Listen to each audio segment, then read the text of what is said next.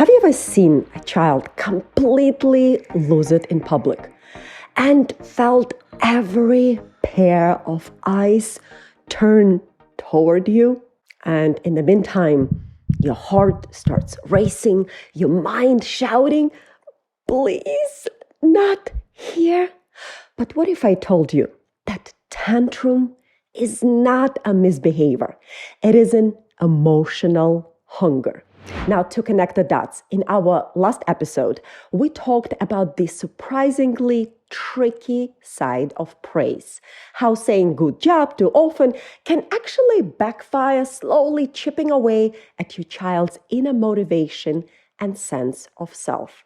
And today, we're diving even deeper. Because behind every tantrum, especially those loud, messy public ones, lies a hidden emotional need your child is trying to feed.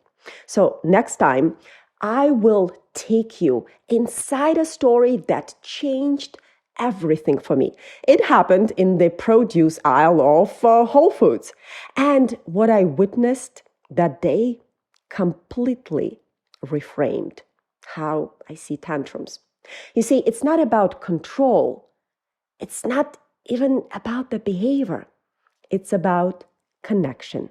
So if you have ever walked out of the store feeling defeated, wondering why your calm slipped away so fast, you will not want to miss the next one. Because once you understand the hidden emotional hunger behind your child's meltdowns, you'll never look at tantrums the same way again.